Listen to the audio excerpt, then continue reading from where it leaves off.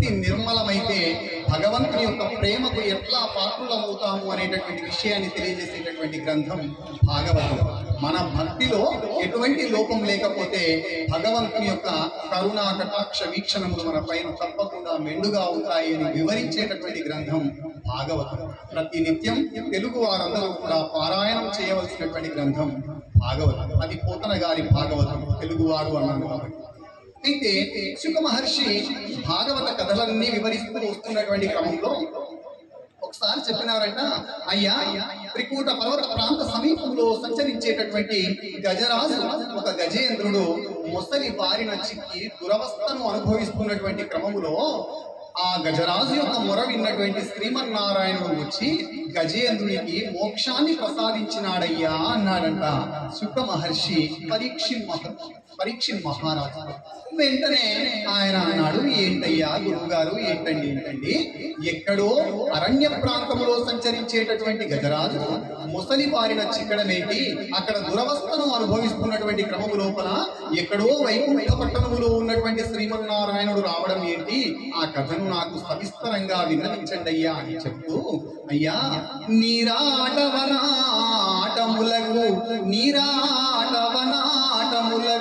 పోరాటం బెట్లు కలిగే పురుషోత్తము చే ఆరాట మెట్లు మానెను పోరాటవిలోని భద్రకుంజరమునకు. నీరాటము అంటే నీటిలో తిరుగాడునది అని, వనాటము అంటే వనములో తిరుగాడునది అని. మరి ఇక్కడ వనములో తిరిగేటువంటి ఏ జంతువునైనా వనాటము అనవచ్చు, నీటిలో తిరిగే దేన్నైనా నీరాటము అనవచ్చు. కానీ మనం ఇక్కడ ముసలి గజరాజు గురించి చెప్తున్నాం కాబట్టి వనాటము అంటే గజరాజుగా, నీరాటము అంటే ముసలిగా మనం పరిగణించవలసినటువంటి ఆవశ్యకత ఉన్నది.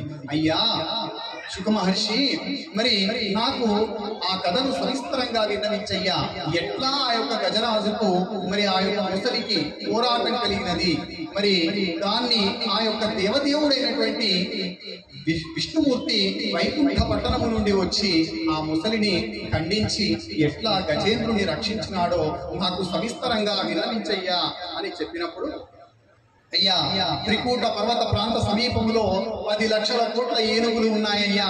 అక్కడ ఆ ఏనుగులన్నీ కూడా వాటి యథేచ్ఛగా ఇష్టం వచ్చినట్లుగా సంచరిస్తున్నాయి. అవి చూడడానికి ఎలా ఉన్నాయ్యా అంటే అన్యాలోకన భీకరంబులు చితాశానేక పానీకముల్ వన్యేభంబులు కొన్ని మత్తతనులై ప్రజ్ఞా విహారాగతో ధన్యత్వంబున పూరి భూదర దరీ ద్వారంబులందుండి సౌజన్య క్రీడల నీరు గాలివడి కాసారావగాహార్థమై. అవి చూడటానికి భయంకరంగా ఉన్నాయ్యా, మత్తెక్కినటువంటి ఏనుగులయ్యా. అటువంటి ఆ ఏనుగులు ఒకనాటి సాయంకాల సమయం లోపల దాహం తీర్చుకోవడానికి సరస్సుకు బయలుదేరినాయ్యా అని చెప్పినాడు. ఇక్కడ వింటున్నటువంటి భక్తజన బృందం అందరూ కూడా గజరాజు అన్న పేరు వచ్చిన ప్రతి క్షణం కూడా మీకు మీరుగా అన్వయించుకునే ప్రయత్నం చేయండి. గజేంద్రుడు అంటే ఇక్కడ కేవలం ఏనుగు అని కాదండి, గజేంద్రుణ్ణి మనకు అన్వయించుకునే ప్రయత్నం చేయండి, మనమే అనుకునే ప్రయత్నం చేయండి. ఇక గజరాజు తన యొక్క దాహం తీర్చుకోవడానికి తన యొక్క బృందం అందరితో కలిసి విహారార్థం బయటికి వెళ్ళినాడు. మరి ఆ సమయంలో ఆ ఏనుగులన్నీ ఎలా ఉన్నాయ్యా, తలగవు కొండలకైనను మలగవు సింగములకైన మార్పును కడిని కలగవు గవులకైనను ఇలబల సంపన్న వృత్తి ఏనుగుకున్నల్.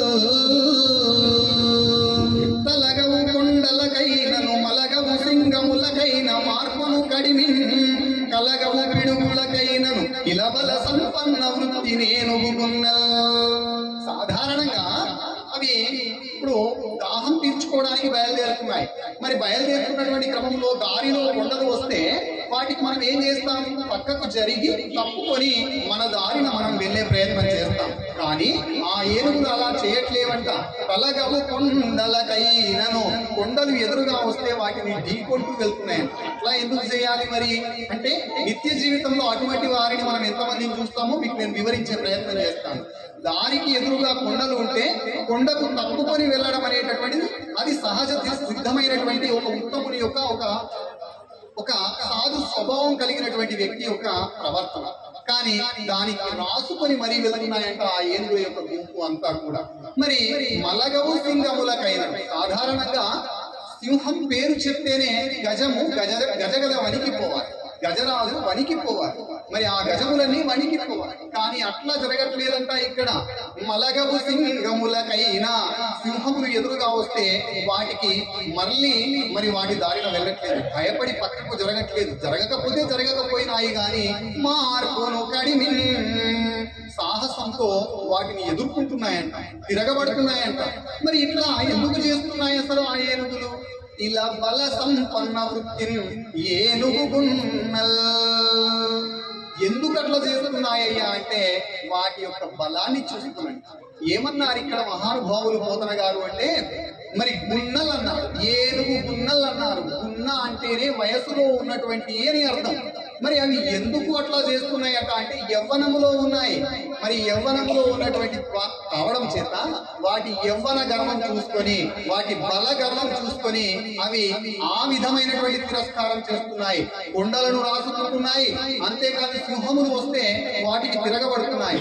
దీనికి గల కారణం వాటి యొక్క వయస్సు, అంతేకాకుండా వాటికి ఉన్నటువంటి బలం.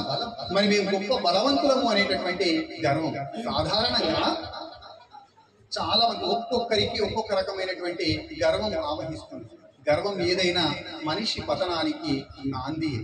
అయితే కొంతమందిది బలగర్వం అయితే, కొంతమంది బంధువులు ఉంటే ఆ గర్వం, ఇంకా కొంతమందికి అధికార గర్వం, ఇంకా కొంతమందికి రూప గర్వం, ఇంకా కొంతమందికి విద్యా గర్వం. అంటే చాలా విద్వాంసులైతే విద్యా గర్వం ఉన్నటువంటి వాళ్ళని చూస్తాం. అధికారం వస్తే విర్రవీగేటటువంటి వారిని, విచ్చలవిడిగా ప్రవర్తించేటటువంటి వారిని చూస్తాం. మరి డబ్బు ఉంటే ధనమెచ్చిన మదమెచ్చిన మత్సరంబు మరి హెచ్చును, ధనముడిగిన మదముడిగిన మత్సరంబు మరి. అంటే డబ్బు గర్వం ఉంటే దాన్ని చూపించేటటువంటి వాళ్ళు. ఇక్కడ గజరాజు చూపిస్తున్నటువంటిది బలగర్వం, ఆ ఏనుగులు చూపిస్తున్నటువంటివి బలగర్వం.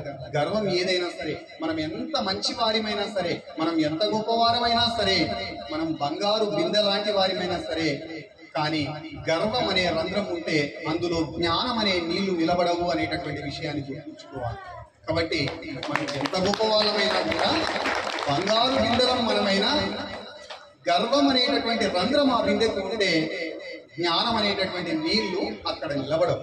కాబట్టి నువ్వు బంగారు బిందెనే కావాల్సినటువంటి అవసరం లేదు, మామూలుగా ఉన్నా పర్వాలేదు, కానీ గర్వం అనేటటువంటిది తలకెక్కకూడదు అనే విషయాన్ని గుర్తుంచుకోవాలి. ఇక్కడ గజేంద్రునికి గర్వం తలకెక్కింది కాబట్టి అట్లాంటి ప్రవర్తన చేస్తుంది.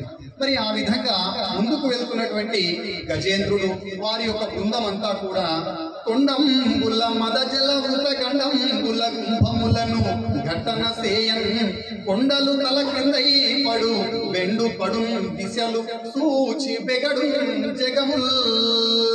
వాటి ప్రవర్తన కొండలే తల కింద అవుతున్నాయా అన్నంతగా ఉందంట వాటి యొక్క బలగర్వం. యవ్వనంలో ఉన్నాయి కదా, మరి అది యవ్వన గర్వము, బలగర్వము. మరి కొండలే విరిగి కింద పడుతున్నాయా అన్నట్టుగా ఉంది వాటి యొక్క ప్రవర్తన. అంతేకాదు దిక్కులన్నీ కూలిపోతున్నాయా అన్నట్టుగా ఉంది. అన్ని లోకాలు కూడా అతలాకుతలం చేసేటటువంటి భీంకార శబ్దాలను చేస్తున్నాయి అక్కడ ఉన్నటువంటి ఏనుగుల యొక్క బలగం అంతా కూడా. మరి వాటి సమూహము లెక్కకు మిక్కిలిగా ఉన్నది. ఎక్కడ చూచిన లెక్కకు ఎక్కువయ్యి అడవి నడతం ఈ భయూధములో. ఒక్క కరినాథుడు ఎడతెగి చిక్కెను ఒక కరేను కోటి సేవింపంగన్.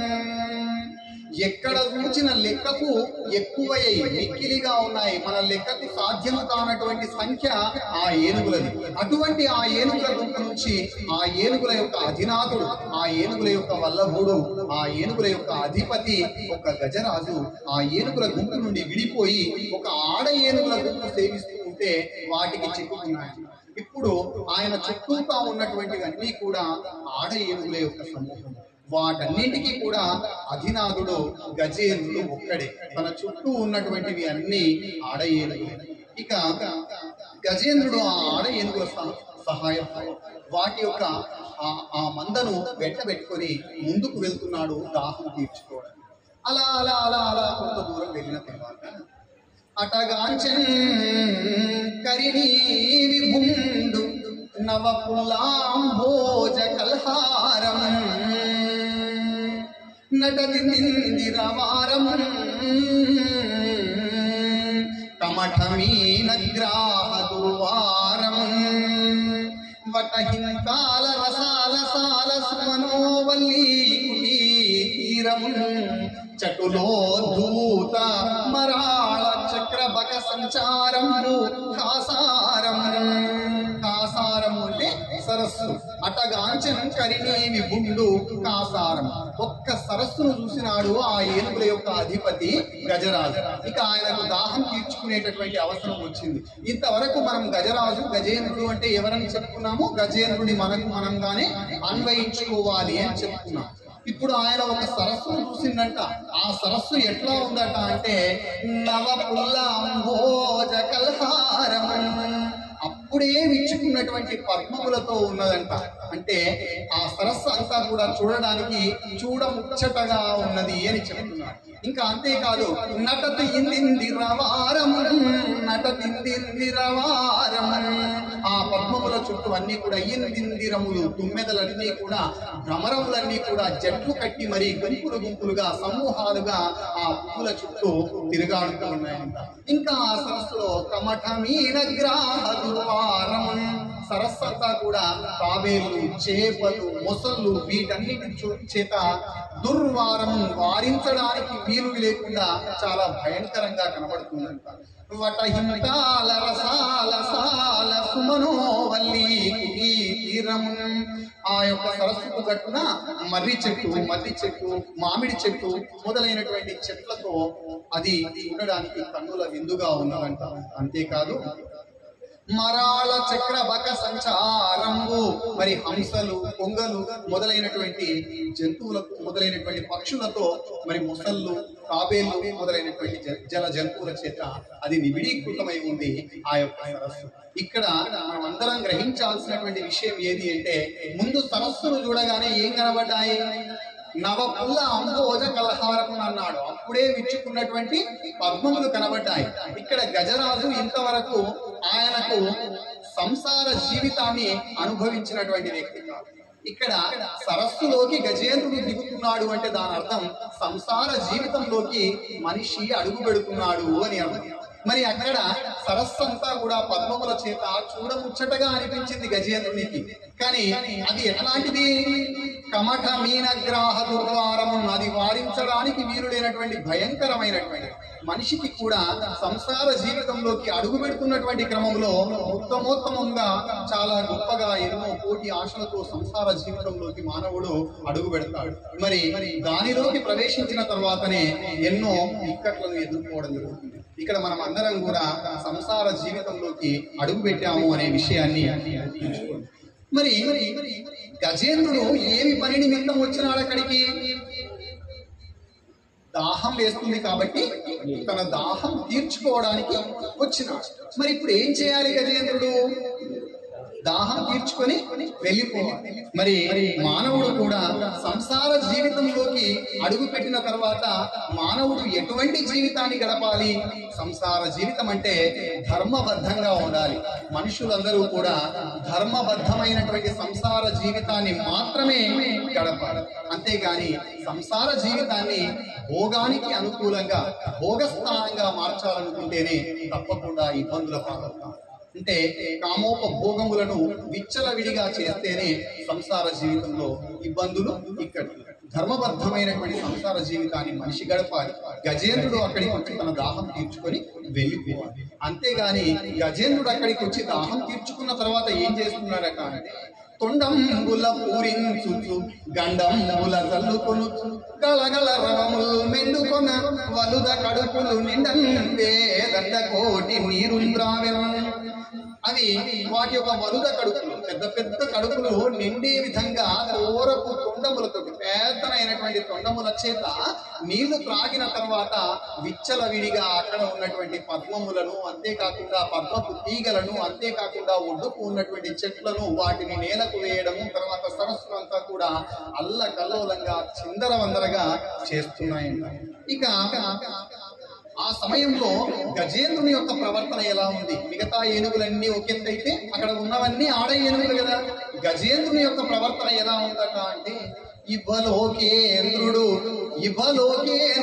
హస్తరంధ్రముల నీరెక్కించి పూరించి చండభ మార్గంబునకెత్తి నిగ్గి పడిరుగాడించి పింజింపన్ ఆరభటిన్ నీరములోన పెళ్ళిగసి నక్రగ్రాహ పాఠీనముల్ నభమందాడెను మీన కండటములన్ పట్టెన్ సురల్ మరాన్పడన్. ఆ ఇవ్వలోకేంద్రుడు, ఇవ్వము అనగా ఏనుగు అని అర్థం. ఆ గజరాజు అంట సరస్సులో ఉన్నటువంటి నీళ్లను తొండంలోకి పీల్చుకున్నటువంటి క్రమము లోపల నీళ్లతో పాటుగా ఎంత వేగంగా తొండంలోకి మరి ఆయన నీరెక్కిస్తున్నాడట అంటే, ఆ సరస్సులో ఉన్నటువంటి చిన్న చిన్న చేపలు, చిన్న చిన్న తాబేళ్లు అవి కూడా ఆయన యొక్క తొండంలోకి వెళ్ళే అంతగా అంత బలంగా లాగుతున్నాడంట. మరి కేవలం నీరు త్రాగడానికి అంత బల ప్రదర్శన ఎందుకండి? బండి మీద సాధారణంగా ఒక బైక్ వేసుకొని 40 స్పీడ్లో, నేను ఇందాక వచ్చినప్పుడే విన్నాను, బాన్సువాడ అంటే భక్తివాడ అని ప్రసిద్ధి ఉన్నది అని. మరి అటువంటి భక్తులందరూ ఉన్నటువంటి ఇక్కడ కూడా భక్తులకు నిలయం, భక్తులకు కోవెల అయినటువంటి బాన్సువాడలో కూడా మీరు గమనిస్తూ ఉంటే నేను చెప్పేటటువంటి వ్యక్తులు కనబడతా ఉంటారు. 40 స్పీడ్లో ఆయన వెళ్లాల్సినటువంటి కిరాణా షాప్కు వెళ్ళి కావాల్సినటువంటి వస్తువులు తెచ్చుకుంటే అయిపోవడానికి 100 స్పీడ్ తోటి చిన్న చిన్న గల్లీలలో వెళ్తున్నటువంటి వాళ్ళని ఎంతో మందిని చూస్తున్నారు. మరి దాని ద్వారా ఎన్నో ఇబ్బందులు ఎదుర్కొంటున్నటువంటి కుటుంబాలను కూడా, ఎన్నో కుటుంబాలను మనం చూస్తూ ఉన్నాం, ఇబ్బందులు ఎదుర్కొంటున్నటువంటి వారిని.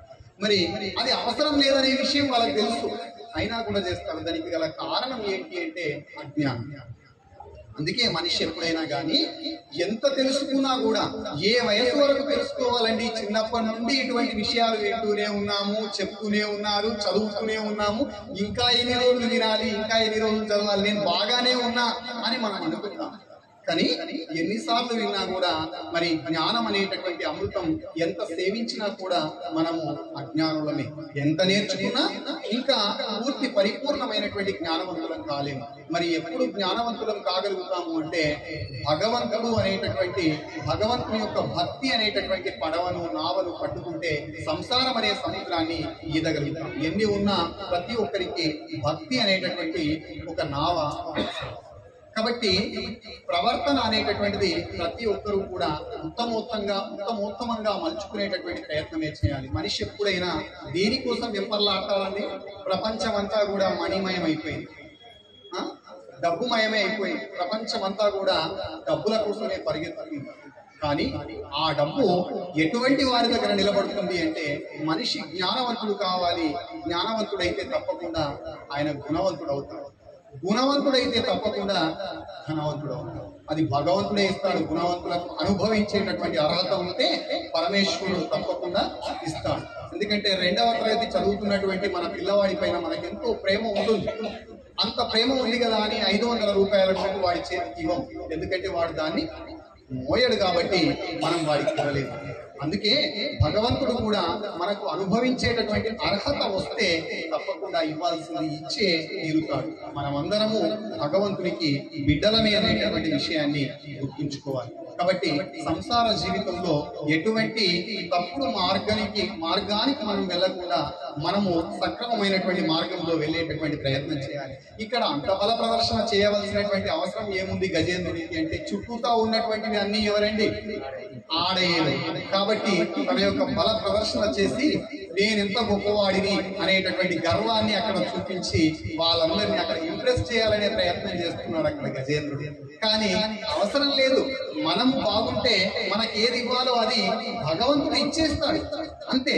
కానీ ఆయన బల ప్రదర్శన చేసి చూపిస్తున్నాడు. నేటి సమాజంలో చాలా మంది చేసేటటువంటి తప్పుడు పని ఏంటి అంటే, వాళ్ళ ఇంట్లోకి మనం వెళ్తామో వెళ్ళమో చాలా మంది ఏం చేస్తారంటే పరిచయం చేస్తూ ఉంటారు.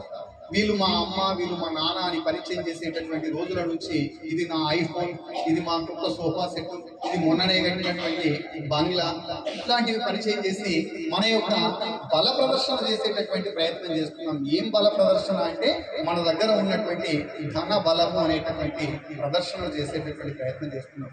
ఏదైతే వాడి దగ్గర లేదో, ఎదుటి వారి దగ్గర ఏదైతే లేదో అది చూపించి మన దగ్గర ఉంది అని సంబరపడిపోయేటటువంటి, సంతోషపడిపోయేటటువంటి వాళ్ళ సంఖ్యనే ఇప్పుడు పెరిగిపోయింది. అంటే వాడి మానాన వాడు బ్రతికినాడు, వాడి మానాన వాడిని బ్రతకనివ్వండి, అంతేకాని మన దగ్గర ఉన్నది వాడికి చెప్పి వాడిని ఆ రోజు రాత్రి నిద్ర లేకుండా మనం చేసే ప్రయత్నం చేయొద్దు. ఎందుకంటే భగవంతుడు ప్రతి ఒక్కరికి అవకాశం ఇస్తాడు, మరి వాళ్ళకి ఇచ్చేటటువంటి రోజు వాళ్ళకి ఇస్తాడు. అప్పుడు మన పరిస్థితి ఎట్లా ఉంటుందో. కాబట్టి ఎప్పుడు కూడా ఒకే రకమైనటువంటి జీవితాన్ని గడిపేటటువంటి ప్రయత్నం చేయండి, ఉన్నా లేకపోయినా. ఇక సంసార జీవితంలో మనం సక్రమంగా ఉంటే భగవంతుని యొక్క ఆశీర్వాదం ఉంటుంది.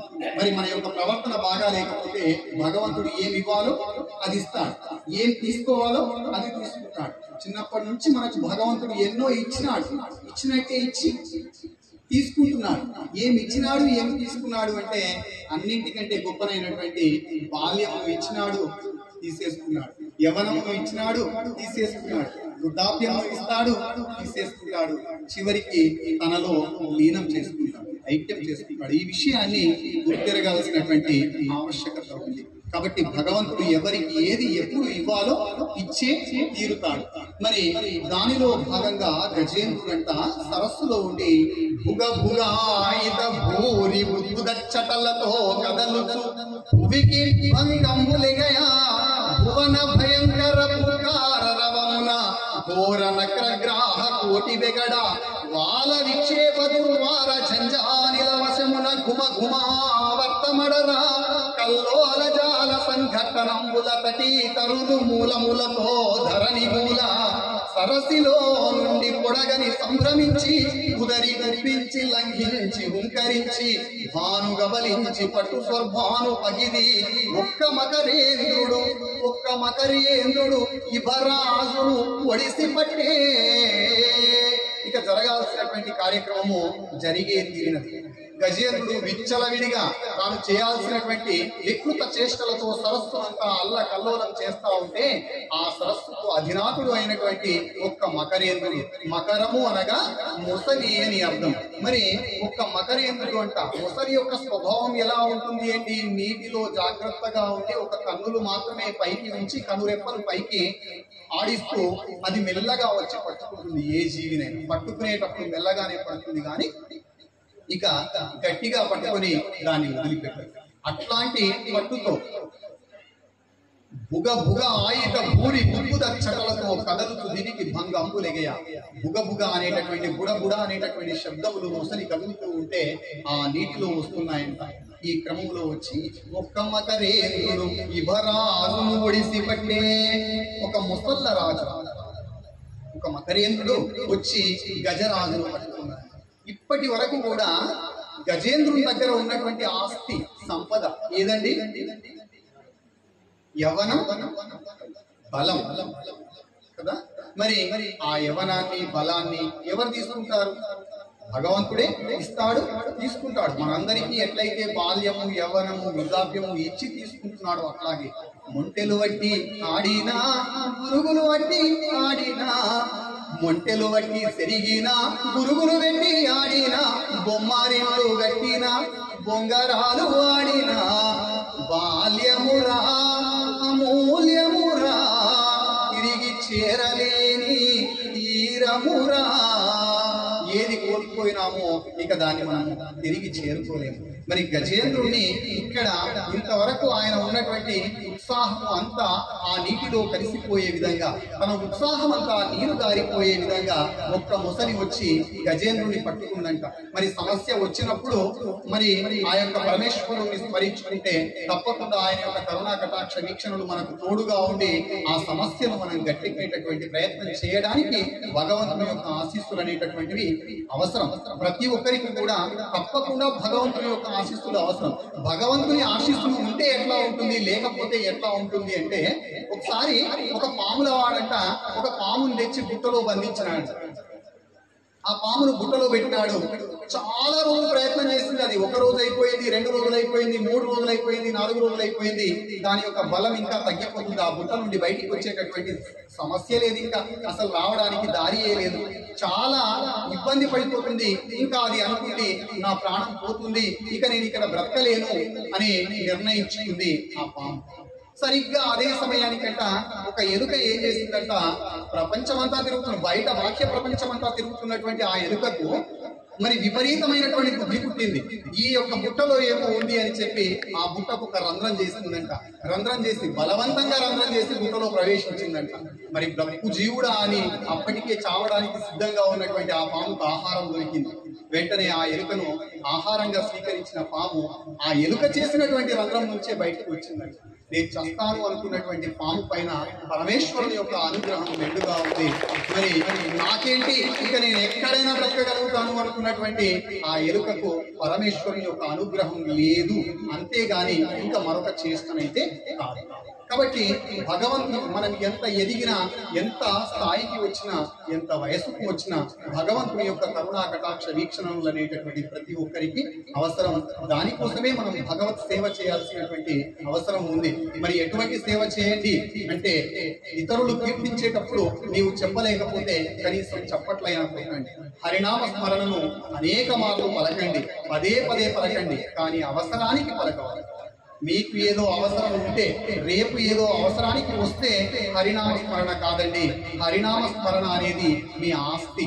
కాబట్టి మీరు ఎన్నిసార్లు పలికితే అన్నిసార్లు మీరు చేసుకున్నటువంటి ఆ నామస్మరణ పుణ్యం ఫలితంగా మీకు భగవంతుడు ఇవ్వాల్సినటువంటి కానుకలు ఇచ్చే తీరుతాడు. ఇక గజేంద్రుడికి ఇంతవరకు హరినామ స్మరణ లేదు, అసలు ఎవరు ఆయనకు తెలియదు. గర్వంతో విర్రవీగుతున్నటువంటి గజేంద్రుడంట, వడిదపించి కరీంద్రుడు నిడుదకరం వెతిరేయ నీరాటం పొడవడగినట్లు జలములబడి కడుబడి వడెన్ పూర్వపద యుగళంబు. వెంటనే ఆ యొక్క మొసలి గజేంద్రుని పట్టుకోగానే గజేంద్రుడంట తన యొక్క పొడవాటి తొండం చేత గట్టిగా ఆ మొసలిని ఒక్క దెబ్బ వేసినాడంట. ఆ దెబ్బను తట్టుకోలేక విలవిలలాడిపోయినటువంటి ఆ యొక్క మొసలి వెంటనే వదిలిపెట్టి, స్థానబలం కదా మరి దానిది, మరి అటువంటి బలం చేత వెంటనే వచ్చి గజేంద్రుడి యొక్క ముందరి కాళ్ళను గట్టిగా పట్టుకున్నది. గురుగారు ఇక మళ్ళీ గజేంద్రుడి యొక్క 2 కాళ్ళను ఆ ముసలి పట్టేస్తుంది.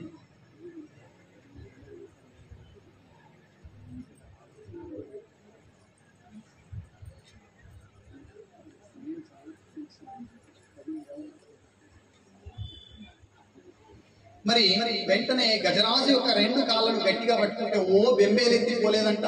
చూడండి, ఇక్కడ గజరాజును మొసలి పట్టుకున్నది అంటే దాని అర్థం ఏంటి అంటే, మనం ఎక్కడ ప్రవేశించినామండి? సంసార జీవితంలోకి ప్రవేశించినాం. మరి ఆ సంసార జీవితంలో మనకు వచ్చేటటువంటి ఇక్కట్లు, బాధలు, కష్టాలు, రోగములు, వ్యాధులు, జబ్బులు, అవియే మకరి, అదియే మొసలి అనే విషయాన్ని గుర్తుపెట్టుకోండి. మరి మనకేదో చిన్న జబ్బు చేసింది, ఓ ఇక నా పని అయిపోయింది, ఇక రేపు నాకు తెల్లవారుతుందో లేదో అనుకోకండి. హరినామ స్మరణ చేయండి, వెళ్ళాల్సినటువంటి హాస్పిటల్ కు వెళ్ళండి, ధైర్యంగా ఉండండి. అంతేగాని మనకేదో జరిగిపోతుంది అని మనం అనుకుంటే ఖచ్చితంగా అది మనల్ని బలహీనపరుస్తుంది. గజేంద్రుడు అట్లా బలహీన పడలేదు. పదముల బట్టిన తలకు బాటుక ఇంతయులేక సూరతన్ మదగజవల్ల బుండు ధృతిమంతుడు దంతయుగాంత ఘటనం చదరగ జమెన్ అమ్మకరి చిప్పలు పారులు రప్పన్ ఉప్పరన్ వదలి జలగ్రహంబు కరివాలము మూలము జీరే ఓరలం. ఆ గజేంద్రుడి పట్టుకోగానే గజేంద్రుడు వెంటనే బెంబేలెత్తిపోకుండా తన పొడవాటి తొండము చేత గట్టిగా తన యొక్క మొసలికి ఉండేటటువంటి పెరుసులు ఉంటాయి కదా, అవి పాదులతో సహా మొదళ్లతో సహా బయటికి వచ్చేంత విధంగా అంత గట్టిగా దెబ్బ వేసినంత గజేంద్రుడు. తట్టుకోలేక విలవిలలాడిపోయినటువంటి ఆ యొక్క మొసలి ఒక్కసారి వదిలిపెట్టి మళ్ళీ వచ్చి ఆ గజేంద్రుని యొక్క తోక భాగాన్ని అంతా చీరివేస్తుందట. ఇట్లాగా గజేంద్రుణ్ణి చిత్రహింసలు పెడుతుంది ఆ యొక్క మొసలి. ఇక్కడ జీవుడు వ్యాధితో పోరాటం చేస్తున్న సమయంలో వ్యాధి జీవుడు ఎట్లా ఉంటాడంటే నువ్వా నేనా అన్నట్టుగా. అయితే ఆ యొక్క వ్యాధిని జయిస్తే, ఆ యొక్క బాధను జయిస్తే విజయం, లేదంటే వీరమరణం. మరి కరిమకరుల యొక్క పోరాటం ఎట్లా సాగుతుందంట?